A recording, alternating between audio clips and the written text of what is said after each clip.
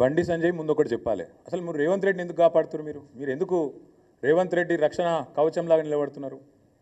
అందరూ ఇప్పటికే మార్కెట్లో అనుకుంటుంది అంటే ఆర్ఎస్ బ్రదర్స్ అనుకుంటారు. నేను సూటిగా అడుగుతున్నా బండి సంజయ్ని, బీజేపీని.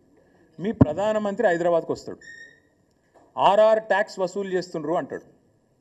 చర్యలు ఉండయి. 150 రూపాయలు పర్ స్క్వేర్ ఫీట్ బిల్డర్ల దగ్గర వసూలు చేస్తుండ్రు. నేను మున్సిపల్ మంత్రిగా పనిచేసిన 10 ఏళ్ళు, మా హయాంలో 0 కరప్షన్. ఇట్లా దిక్కుమాల ట్యాక్సులు పెట్టలేము మేము. నువ్వు ఇప్పుడు 150 రూపాయలు పర్ స్క్వేర్ ఫుట్ మంచిగా నిలబెట్టి వసూలు చేస్తున్నావు. ఇది వాస్తవం. చేతనైతే బండి సంజయ్ని, బీజేపీని చర్య తీసుకోమనండి. నేను ఢిల్లీ పోయినా, ముఖ్యమంత్రి గారు అన్ని నిబంధనలు తుంగలో దొక్కి మీ అమృత్ పథకాన్ని వాళ్ళ బావమరిదికి అప్పచెప్పిండు సృజన్ రెడ్డికి అని చెప్పిన. ఇప్పటి వరకు చర్య లేదు, కనీసం విచారణకు ఆదేశించలేదు.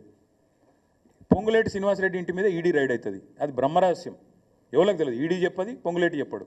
అసలు first of all BJP Revanth Reddy ప్రభుత్వాన్ని ఎందుకు కాపాడుతుందండి? ఇంత అవినీతి జరుగుతుంటే అమృత్లో, ఆర్ఆర్ ట్యాక్స్ రూపంలో, ఈడీ రేట్లలో మొత్తం కోట్ల రూపాయలు దొరికినా ఎందుకు బయట పెడతలేరు? ఎందుకు రేవంత్ రెడ్డిని కాపాడుతున్నారు?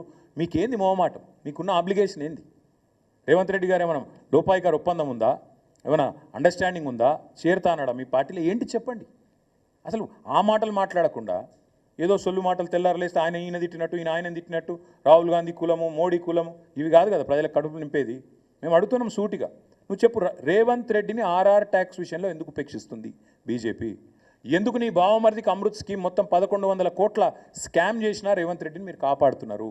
అది కేంద్ర ప్రభుత్వ పథకం అమృత్. ఎందుకు సృజన్ రెడ్డి షోదా కంపెనీకి అప్పచెప్పినా ఎందుకు నీ ప్రభుత్వం కాపాడుతున్నది రేవంత్ రెడ్డిని? ఎందుకు రేవంత్ రెడ్డి గారి మంత్రివర్గంలోని పొంగులేటి మీద రేడ్ అయితే ఈడీ 4 నెలలైనా ఎందుకు మాట్లాడది? ఏంది బ్రహ్మరహస్యం చెప్పగలుగుతారా? ముందు బండి సంజయ్ని దమ్ముంటే కేంద్ర హోంశాఖ సహాయ మంత్రి అయినా చెప్పమను, తర్వాత మిగతా విషయాలు మాట్లాడచ్చు.